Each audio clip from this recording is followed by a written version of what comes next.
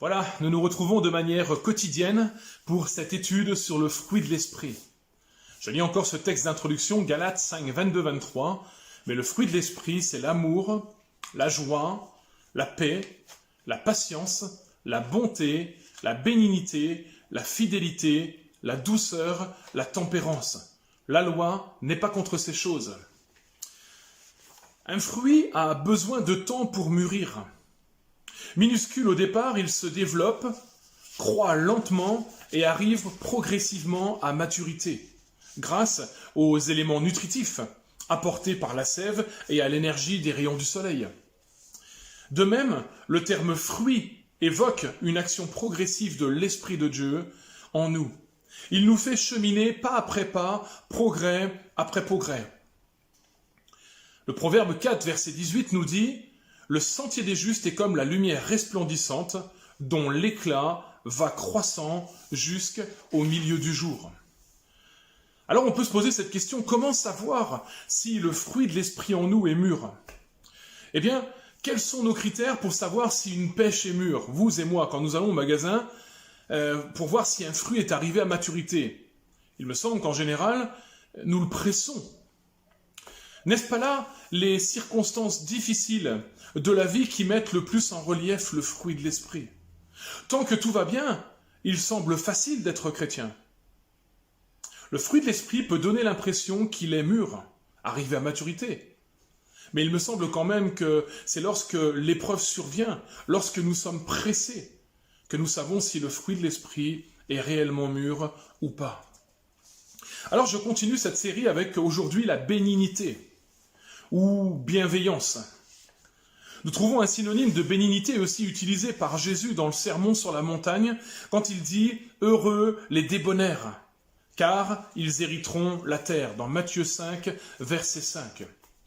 La bénignité est parfois confondue avec de la faiblesse. Je dirais au contraire qu'elle est la puissance sous un contrôle parfait que seul le Saint-Esprit peut générer en nous. Nous trouverons un exemple de Jésus quand il dit en Matthieu 11, verset 9, « Prenez mon joug sur vous et recevez mes instructions, car je suis doux et humble de cœur, et vous trouverez du repos pour vos âmes. » Celui en qui habite toute la puissance de Dieu, toute la puissance de la divinité, est en même temps doux et humble de cœur. La bénignité est la bienveillance en son sens le plus complet.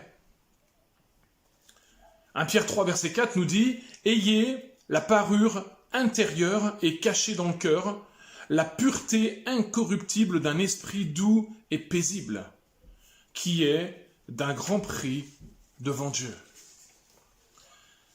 Encore un autre exemple, quand Paul parle de lui aux Corinthiens. Nous lisons ce texte dans 2 Corinthiens 10, versets 1 à 2.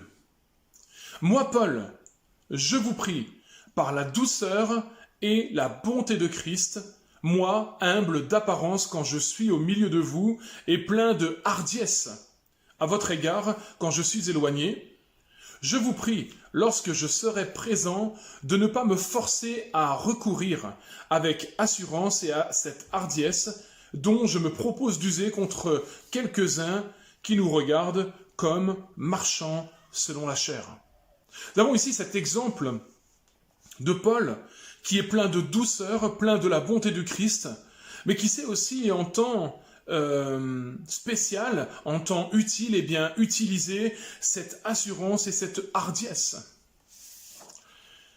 Ce fruit de l'esprit, comme la bonté dont nous avons parlé hier, est d'une importance capitale dans le contact que nous avons les uns avec les autres et qui souvent est délicat, comme une mère avec ses enfants. Pour illustrer cette caractéristique du fruit de l'esprit, je me rappelle les presses à emboutir monumentales que nous avions à l'usine.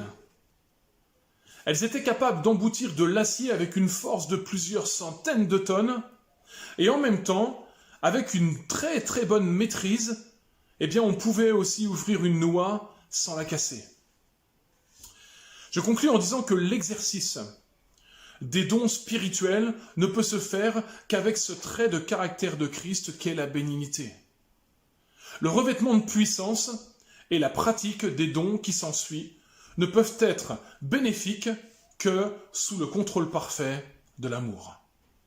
Vous pourrez lire tout ça dans 1 Corinthiens 12, 31 et évidemment tout le chapitre 13 des Corinthiens qui se trouve, comme je l'ai déjà dit dernièrement, eh bien, entre le chapitre 12 et le chapitre 14, et là je vous apprends rien, mais plutôt dans ce sens que l'amour est là comme équilibre.